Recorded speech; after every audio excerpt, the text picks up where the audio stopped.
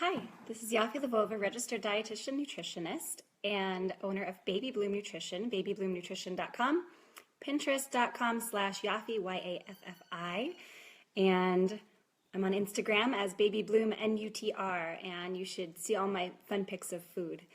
So today we're talking about probiotics, and I have some bottles in front of me.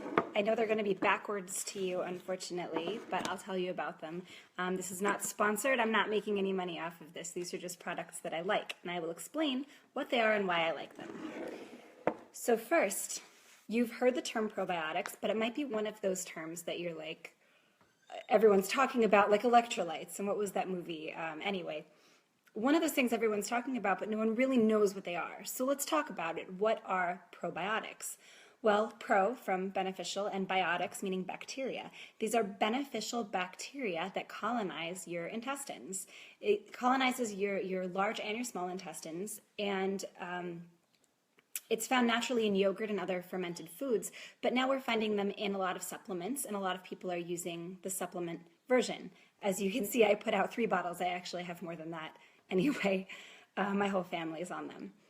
Oh, thanks for the compliment, Tiffany. I think it's really important to talk about probiotics, and if you have any specific questions about nutrition, I'm open to those questions for future topics. So they colonize the intestines and prevent harmful bacteria. So if you think of a parking lot, a nice car leaves and a clunker comes and it's got rust and it's falling apart. And so that the nice car is a beneficial bacteria, and the bad car, the rusty car, is a harmful bacteria such as streptococcus. You might know it as strep. When it's in your throat, it's strep throat. Sometimes it can be in your gut and cause other tummy issues. And that's along with a bunch of other ones. We are actually more bacterial cell than we are human cell. We have so much bacteria colonizing our gut that it makes up more of us than human. So think about that for a second. I forgot what the numbers are. I remember I learned it in school. But there is so much bacteria going on, and it's a synergistic relationship. What was that movie where they kept saying synergy? Anyway, they benefit us. The bacteria help us to digest and help even make vitamins that we need and other nutrients. For instance, vitamin K and folate and B12, they actually make vitamin K, the bacteria do, but they help us to digest folate and B12 and absorb it in ways that will benefit our bodies. So let's see, the way that they work is to stimulate the lymphoid tissue to produce antibodies, and that helps keep your body safe. The antibodies work against pathogenic or harmful bacteria in order to keep inflammation down and prevent certain disorders, usually related to your stomach, but sometimes you don't even realize that they're related to your digestion. So you may know that they help to prevent antibiotic-associated diarrhea. Thanks for the thumbs up. When a lot of times when you take antibiotics, it wipes out whatever you're trying to wipe out. For instance, the strep throat I was talking about, but it also wipes out the good bacteria. So what you need to do is to be on a powerful probiotic in order to counterbalance that, to renew your beneficial bacteria sources and to keep those numbers up in your intestines. And so you may think, well, I'm on an antibiotic and it's just going to kill the good ones as well. Well, you separate the doses by 2 hours. In either direction, you can take your probiotic 2 hours before or after an antibiotic dose. But it's really important to be on that, and you will notice a big difference with your tummy comfort while you're on those antibiotics. It's also important if you're on any pain medication, especially after surgery. Some of those pain medications can really wreak havoc on your stomach, and a probiotic can assist with that. They help with yeast infections. So usually I talk about kids. Sometimes little girls will get a yeast infection, but for you moms out there, it's really important. Probiotics can really help to make sure that your gut bacteria are in line and they don't let that yeast overgrow. It keeps everything in check, like our checks and balances. Blood pressure and cholesterol. Actually, studies show that taking a good probiotic or having a good balanced microbiome in your intestines is going to show an increase in your HDL cholesterol, which is the beneficial, it's the good cholesterol. I mean, the issue is so much more complex than that, but we're not going into that in this session. Eczema, peptic ulcers, it increases your immune system. It decreases cavities in children. Inflammation and allergies. There are some studies going on that show that taking a good probiotic can help to prevent milk allergies in kids. So that study is still out there. I'm not going to say that for sure, but it's not going to harm it either way. Irritable bowel syndrome and irritable bowel disease, such as Crohn's disease. With irritable bowel disease, you want to talk to a professional about which probiotic is right for you, because there are different strains that are specific to different disease conditions. I have a question. Did you say to take the probiotic before or after the antibiotic? Either way, as long as it's separated by 2 hours. And if you're on a twice daily antibiotic, do you take the probiotic twice per day? It really depends on what your dosage is, on which probiotic you have. Some of the probiotics are, for instance, this is a powder. And you could just separate the dose and take it twice. If you're on an antibiotic, you could take 2 or 3 times the dose that's listed for general health. And in that way, you want to separate it throughout the day and take it 2 hours away from your antibiotic dose.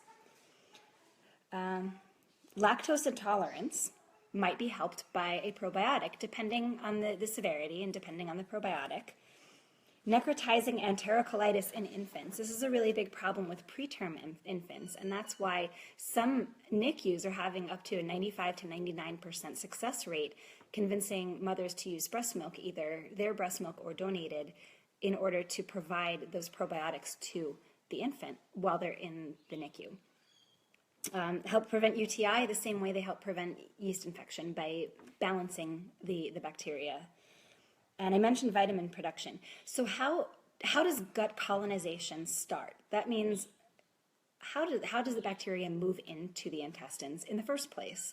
Well, when you have a vaginal birth, the baby is actually, current research shows that babies are born with a sterile gut, which means that they have no bacteria until their birth. That's a little bit up in the air because there are some other studies that are still going on that show that some preterm infants have some amount of probiotics in their meconium. So we'll just say that the current research right now, the current accepted belief is that babies have a sterile gut until birth, but during a vaginal birth, they are actually exposed to some of those bacteria, and that's what starts them on the road to a good probiotic colonization of the intestines, meaning that the beneficial bacteria start to grow inside their intestines because of that vaginal birth. Cesarean birth, there are some theories out there now that you can achieve the same benefit as far as probiotics as a vaginal birth if you take a swab. You can discuss this with your doctor. There are different contraindications, but you basically have a swab inside of you. They take the bacteria from inside the vagina and put it in the baby's eyes and mouth when they're born, and that helps to colonize. It helps to mimic what they would have gotten during a vaginal birth. There are differences noted even 7 years after a birth there are differences noted even 7 years after a birth between a vaginal birth and a cesarean birth as far as what kinds of bacteria a child has in their intestines. And that's really interesting to note. 7 years. It has such a long-lasting effect. So I definitely encourage women who've had C-sections to give their babies probiotics in order to make sure that they are getting the right bacteria and not the staphylococcus, other things that they might pick up in the hospital. What happens is when a baby's born, they start being exposed from the mother and from their surroundings. And after a C-section, you're in the hospital for at least 3 days. And so their gut bacteria is going to be growing from what they're exposed to in the hospital. And that's not necessarily a good thing. So it's important to colonize that, to be proactive with your probiotics. I should use that as a hashtag. So how do you choose a probiotic, and do you need it? So first I'm going to say most people do need it. If you have a situation where there is a 100% healthy mother who has had a vaginal birth and is breastfeeding and has had no colds and no constipation or diarrhea or tummy upset, and the baby is not showing any signs of reflux or other colic or eczema, then you may not need it. But chances are at some point there's been exposure to a cold or something has happened, maybe some, God forbid, some food poisoning or something. And there's always indication for a probiotic at that point. So how do you choose? Well, a lot of the probiotics that are out there on the market are single strain. Often they're Lactobacillus acidophilus, and while that's okay, it doesn't give you full coverage. Especially with infants, you really want to focus on a bifidobacterium strain. So the probiotics that I like have some amount of lactobacillus as well as bifidobacterium, and you're going to know by looking at the label. I know this is backwards, but this is an intense label. This has, I forgot if it's 10 or 12 strains, and half of them are lactobacillus, half of them are bifidobacterium. This is another one. This one is the Claire Labs infant formula, which is now called For Infants, which is much less confusing. And it also has a good mix that's half lactobacillus and half bifidobacterium. This is one that I really like for toddlers. Chewable Protodophilus 10 billion, it's 10 billion CFU, which is a good dose for toddlers, and it's for Protocol for Life. And this has 10 strains. That's a combination of lactobacillus and bifidobacterium. If you're looking at labels, you're also going to see Streptococcus thermophilus. And I mentioned strep throat, it's different. When you see it in a label here, it is something that's beneficial. When you have it someplace where it's not supposed to be, then it's not beneficial. I have a question. Also, is this a daily thing going on or for a month then stop? If you're going to be doing an intense dose that's related to some kind of specific disease state or related to an antibiotic, then that's going to be a short amount of time. But you can do a regular dose for an extended amount of time. I give this to my kids every day. I take it every day because I want to make sure that with all the things going on, everything that we're exposed to in our world, all of the toxins, all of the everything, that we maintain that microbiome. If you think of your intestines like the word microbiome, it's kind of like a biosphere. I don't know if you've been to the biosphere too in Tucson. It's something to see once. It's all interplay. You have the rain that feeds the plants, and you have, everything's working with each other. And so you want to make sure that you encourage health in that environment, and you encourage the beneficial bacteria to keep growing. So on that note, prebiotics, there are probiotics and prebiotics. Probiotics are the bacteria. Prebiotics are the bacteria's food. It's how we feed the bacteria. These are like your little pets that vastly outnumber you. So prebiotics are insoluble fiber that feed the beneficial bacteria. So you need to also take into account your diet. Insoluble fiber sources, the best sources are artichoke, dandelion greens, raw garlic. That one's for my husband, who insists that the kids eat raw garlic when they're sick. There's your reasoning. Raw leek and raw onion. I got some thumbs up. He's probably watching. So that's the way that you can best feed that gut bacteria and make sure that your intestines stay in a healthy balance. Those are not the only ways. Obviously, there are whole grains and other sources of insoluble fiber that will help with that. Does my child need it? You probably do need it. There's probably something that's happened in the past few weeks that call for a probiotic and for just general maintenance for health. Does my child need it? Probably, maybe not, but most likely. And where can I buy it? Okay, so I'm not in the retail business, mainly because I don't want to do taxes monthly. I do have a link on my website with my most loved products and a link where you can buy through my mentor, who's a naturopath in Tempe, and you can follow that link and order them to your home. You can buy them also, if you're local, you can buy them at Arizona Integrative Medical Solutions. And I'll make a link to that when I'm done with the broadcast, and you can go there. Also, the Naturopathic College has a pretty good solution, or a pretty good selection.